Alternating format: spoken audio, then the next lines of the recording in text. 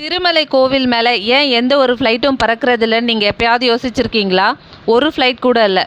இது ஒரு விதியாக மட்டும் இல்லாமல் அறிவியல், நம்பிக்கை, ஏன் விமானிகளால் கூட முழுசாக விளக்க முடியாத ஒரு மர்மமாக இருக்குது.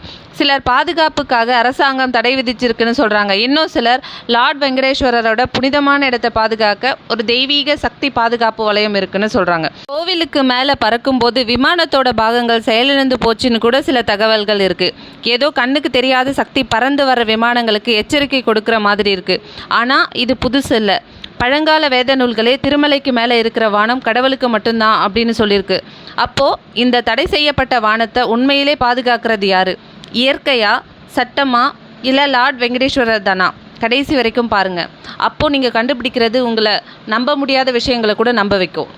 திருப்பதிக்கு மேலே இருக்கிற தடை செய்யப்பட்ட ஆகாயம் இயற்கையாகவே பறக்கக்கூடாத இடம்.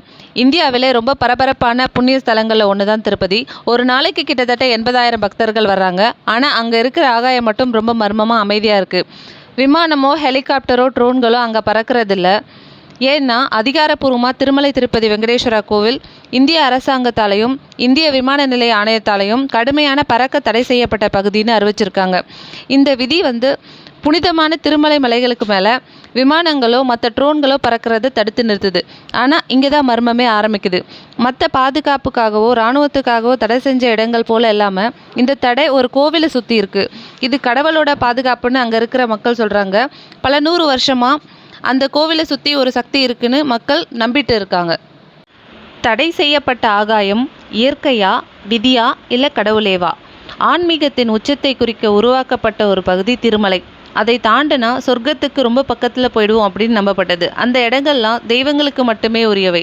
பல 100 ஆண்டுகளுக்கு முன் பனை ஓலைகளில் எழுதப்பட்ட இந்த விதி இன்றும் நவீன கால விமான போக்குவரத்தையும் கட்டுப்படுத்துறது ரொம்பவே ஆச்சரியமாக இருக்குது.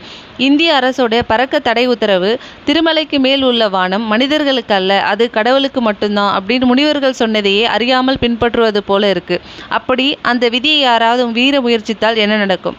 பல ஆண்டுகளாக விமானிகளும் உள்ளூர் மக்களும் ஒரு விசித்திரமான நிகழ்வை பற்றி அமைதியாக பேசிகிட்டு இருக்காங்க.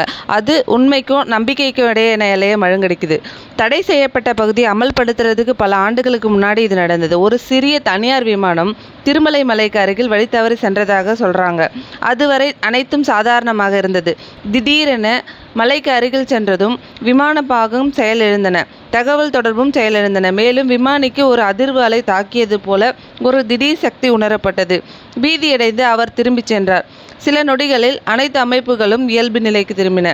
இது ஒரு தற்செயலான நிகழ்வாக இருக்கலாம். ஆனால் அந்த ஊர் மக்களோ அது பெருமாளோட எச்சரிக்கை என்று சொல்கிறார்கள்.